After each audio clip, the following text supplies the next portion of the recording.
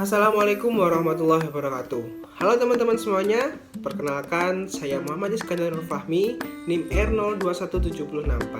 Nah, di sini saya akan menjelaskan ke teman-teman semuanya tentang bagaimana cara untuk mendiagnosa suatu penyakit akibat kerja. Oke, langsung kita bahas ya.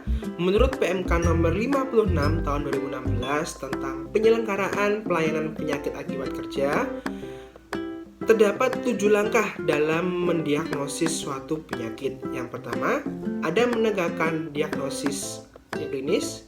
Yang kedua, ada menentukan pajanan yang dialami pekerja di tempat kerja. Kemudian menentukan hubungan pajanan dan diagnosis klinis. Yang keempat, ada menentukan besarnya pajanan. Yang kelima, ada menentukan faktor individu yang berperan. Yang keenam, ada menentukan pajanan yang terdapat di luar tempat kerja. Dan yang terakhir adalah menentukan diagnosis klinis. Oke, langsung kita aja bahas untuk kasusnya. Nah, kasusnya bisa baca di deskripsi. Oke, yang langkah pertama yaitu hasil analisis adalah untuk menegakkan diagnosis klinis di sini adalah dengan melaksanakan atau melakukan pemeriksaan fisik. Setelah pekerja tersebut merasakan keluhan pada badannya, maka perlu dilaksanakan yang pertama adalah anamnesis, kedua ada pemeriksaan fisik, dan yang ketiga perlu dilakukan untuk pemeriksaan khusus seperti pengecekan darah pada pekerja tersebut. Yang kedua yaitu dengan menentukan besarnya pajanan.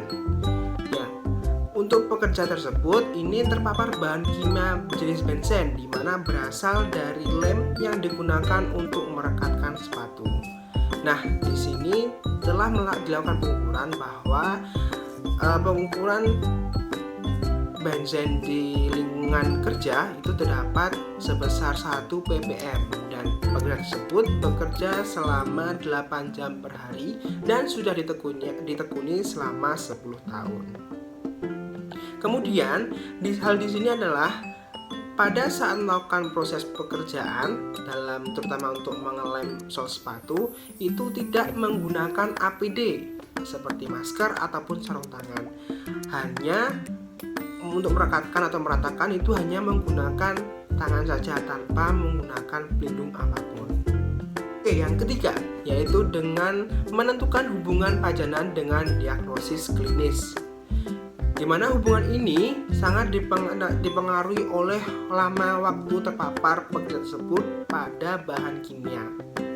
Nah, untuk menentukan hubungan tersebut biasanya dilakukan pemeriksaan prakerja dan berkala untuk mengetahui apakah terdapat hubungan antara pajanan dengan diagnosis klinis. Oke, yang keempat yaitu menentukan besar pajanan, di mana biasanya dilakukan pengamatan secara kualitatif dan kuantitatif.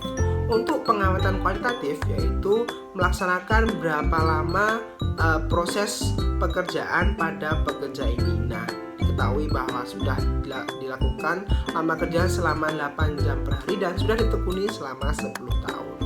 Kemudian untuk secara kuantitatif yaitu dengan melaksanakan pengukuran di lingkungan kerja.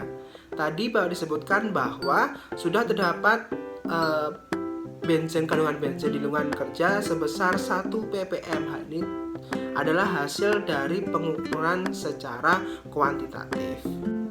Oke, yang kelima yaitu dengan menentukan faktor individu yang berperan.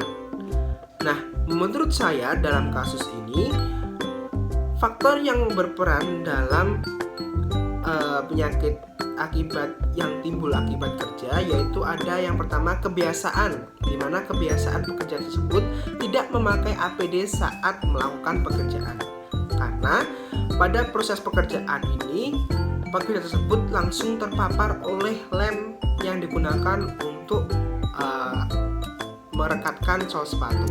Padahal lem tersebut sangat mengandung benzen di mana dapat berpengaruh pada individu pekerja tersebut.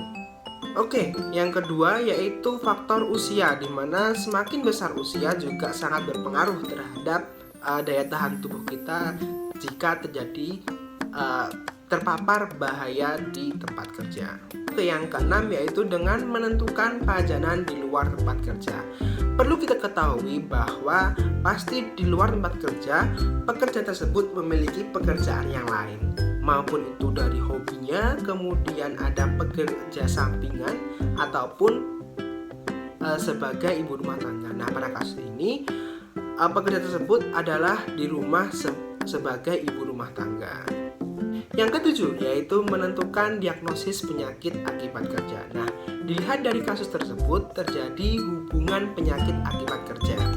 Hal ini terjadi karena pekerja tersebut tidak menggunakan APD selama melakukan pekerjaan.